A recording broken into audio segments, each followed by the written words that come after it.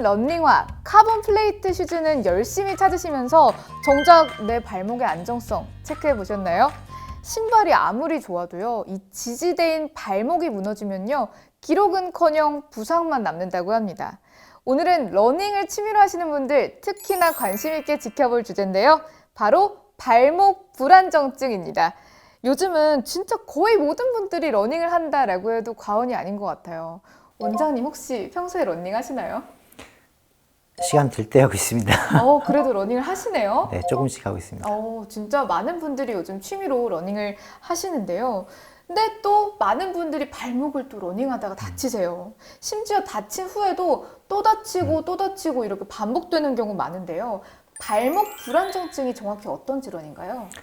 우리 발목을 기능상으로 나눴을 때 외측, 바깥쪽에 있는 중요한 인대가 두 가지가 있습니다. 우리가 전거비 인대라고 있고 종비 인대라고 있는데 네. 전거비 인대라는 가장 많이 알고 계신 영어로 ATFL이라고 하는데 이게 손상되는 경우에 이거의 역할이 뭐냐면 발목이 접질리지 않게 해주는 가장 중요한 인대인데 이게 손상되면 이게 계속 자꾸 약해지기 때문에 우리가 약한 자극에도 자꾸 접질리게 되는 이게 만성화되고 습관화되는 것을 우리가 불안정증이라고 합니다.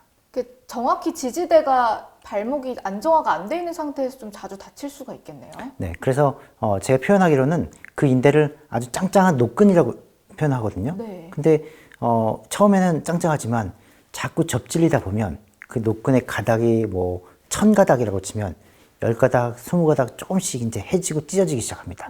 그게 어느 순간 10%, 20% 넘어가게 되면 일상생활은 괜찮지만 우리가 뭐 요철이 튀어나온다거나 뭐 움푹 들어갔는데 걷다가 혹은 많이 걷다가 많이 뛰다가 혹은 계단 내려오다가 한 번씩 심하게 접질린 순간에 못 잡아줘서 큰 손상을 일으키게 되는데 이게 만성화된 경우를 우리가 얘기합니다. 그럼 본격적으로 오늘의 주제 첫 번째 질문 드릴게요.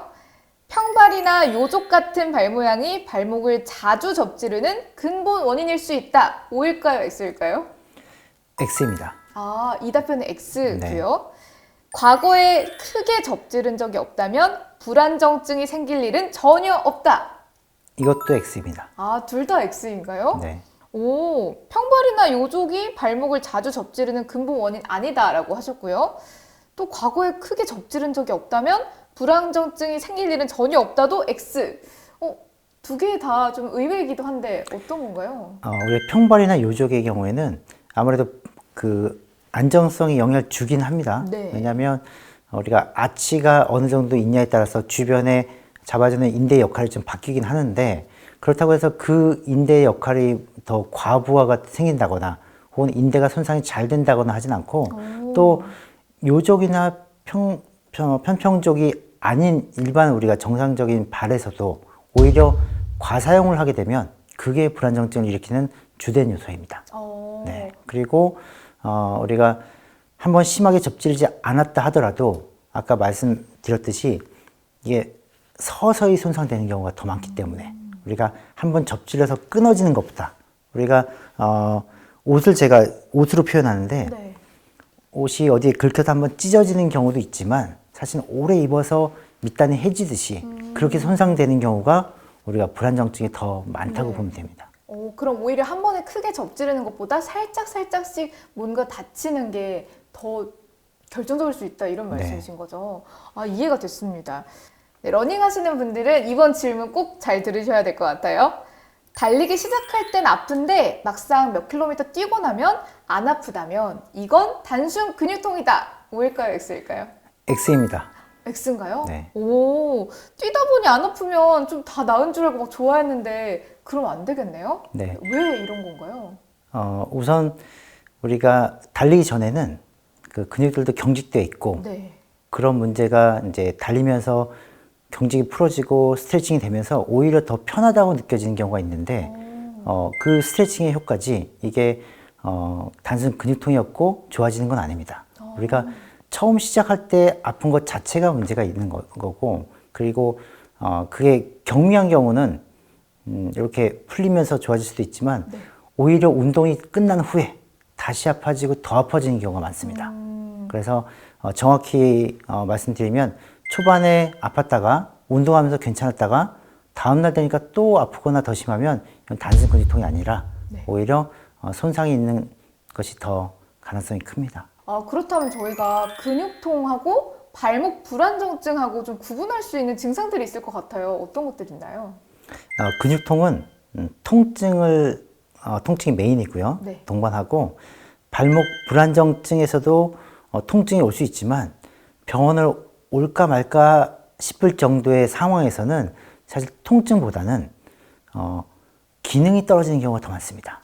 예를 들면 내가 30분 이내로 걷는 건 괜찮은데 그 이상 걸으면 뭔가 불안정하고 발목이 시큰하고 발목이 못 잡아줄 것 같은 그런 느낌이 든다거나 혹은 걷는 거나 뭐 그런 건 괜찮은데 좀 뛰면 그런 증상이 든다거나 혹은 계단 내려갈 때 이런 증상이 생긴다는 거는 우리가 기능에 기초를 하기 때문에 네. 발목 불안정증이 좀 더 많습니다.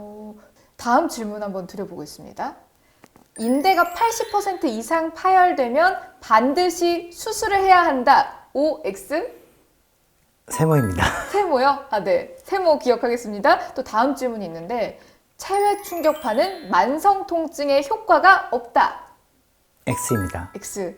첫 번째 답변은 X. 첫 번째 답변은 세모를 하셨고 두 번째 답변은 X 하셨는데 파열됐을 때 수술을 하지 않아도 되는 거랑 아닌 거랑 어떻게 구별하나요? 말씀드렸듯이 이 전거비인데 이 역할은 기능상의 기능적인 역할을 하기 때문에 운동을 안 하시는 분들이나 혹은 50대, 60대 이상 되는 분들은 그 불안정증이 있다 해도 네. 생활에 불편을 느끼지 않는 경우가 훨씬 많거든요. 그래서 우리가 수술을 얘기할 때는 기능상의 문제가 떨어져 있으면서 그게 내 생활에 불편을 줄 때 수술에 적응증이 된다고 생각하시면 되거든요. 네. 그래서 똑같이 전거비인대가 손상이 돼도 우리가 다른 치료로 어느 정도 통증이 해결되면 50대, 60대 우리 여성분들, 운동을 많이 안 하신 분들은 사실 생활하는데 문제가 없기 때문에 수술을 안 하셔도 되는 경우가 더 많습니다. 그렇지만 우리가 80%가 아니더라도 한 50% 정도 손상이 된 분들이라도 축구를 즐겨하는 20대 분들, 혹은 직업상 많이 사용해야 되는 저희 경우에는 이제 군인 분들, 이런 분들은 오히려 수술을 더 하는 경우가 많죠. 그래서 세모입니다. 그럼 평소에 운동을 하는 범위나 빈도에 따라서 수술을 해야 될지 말아야 될지가 네. 정해지겠네요. 네. 그건 또 내원을 해야 알 수 있을 것 같습니다.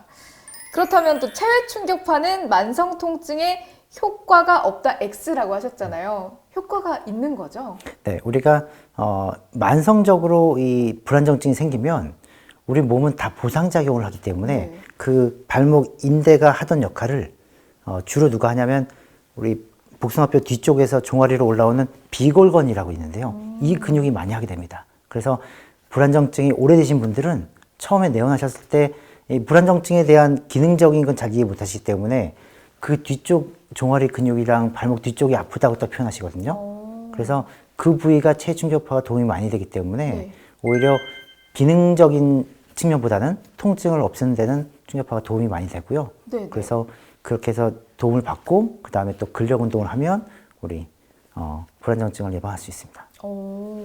그렇다면 발목 불안정증의 치료는 어떻게 하면 좋은지 이 부분이 궁금해요, 원장님. 만성적으로 경미하게 있는 경우는 사실 근력 운동만 하시면 되고요. 그래서 근력 운동 어떤 근력이냐면 방금 말씀드렸던 비골건이라는 근육입니다.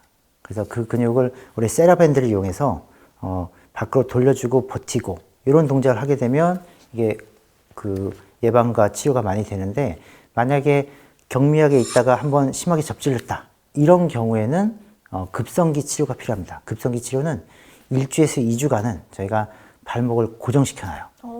사용하지 말라고 표현하는데 네. 그렇다고 해서 제가 뭐 2주 동안 누워 있어야 된다는 얘기 아니라 그 인대만 고정시켜주는 보호대나 반깁스를 하고 일상생활을 하시면 되거든요. 그렇게 해서 최대한 아물게 도와주고 그 이후에는 다시 운동을 하고 이렇게 돌아가면 됩니다. 그럼 증상의 정도에 따라 치료 방법에 차이가 있는 네. 거네요. 감사합니다. 다음 질문 드릴게요. 사실 제 주변에도 이런 분들 되게 많으세요. 발목 보호대를 매일 차고 달리는 게 인대 강화의 지름길이다. O일까요? X일까요? X입니다. 이건 X고요. 또 운동화 끈을 발등이 저릴 정도로 꽉 하고 조여매는 게 좋다. 저릴 정도에서 네. 세모입니다.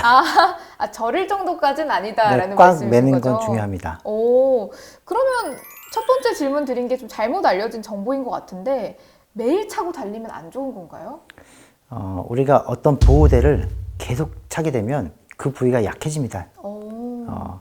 우리가 쉽게 생각해서 제가 균형을 잡으려고 하는데 이렇게 좁은 길을 걷는데 옆에 만약에 잡을 수 있는 난간 같은 게 있을 때 난간을 계속 잡고 거기를 수십 번, 수백 번 왔다 갔다 한다고 해서 균형 감각이 생기지 않거든요. 그렇죠. 그렇죠? 그걸 안 잡고 어떻게 하냐면 다들 아시겠지만 균형이 좀 깨질 것 같을 때는 잡고 도움을 받고 그러다가 평상시에 또 걷고 해서 우리 균형 감각을 늘리는 것처럼 우리 몸은 계속 이 트레이닝을 해줘야 되거든요. 네. 그래서 그 인대를 사용 안 하게끔 잡아주면 강해지지 않고요. 저희가 어느 정도 사용을 하는데 좀 많이 사용하거나 우리가 힘든 운동을 할 때쯤은 도움을 받고 그리고 그 외에는 또 빼고 지내시는 게 도움이 됩니다.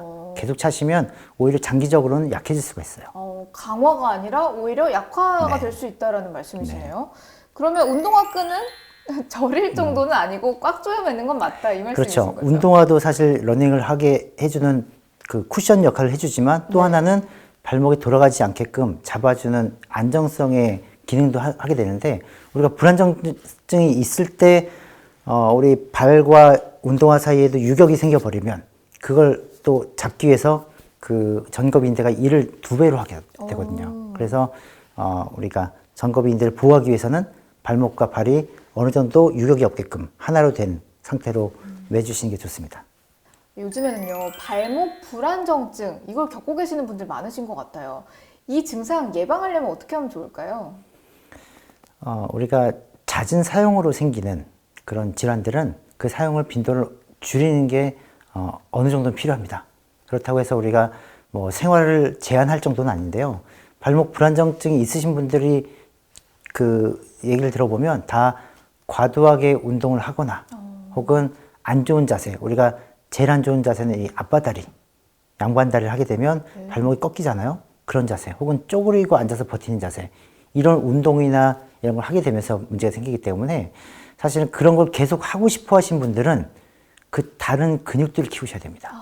그 운동이나 생활을 제한하기보다는 저희가 제안드리는 거는 그 발목이 역할을 제대로 못하면 이 무릎과 허벅지, 코어 기능을 키우면 사실 좀 쉴 수 있거든요, 발목이. 그래서 우리 코어부터 하체 근력을 많이 키우시면 러닝을 할 때나 스쿼트를 할 때나 다 발목이 조금 쉴 수 있습니다. 그럼 발목에만 무리가 가는 운동은 빈도를 줄이고 대신에 다른 근육들을 키워야 한다. 네. 이렇게 말씀해 주신 거죠. 네. 알겠습니다. 꼭 기억하겠습니다.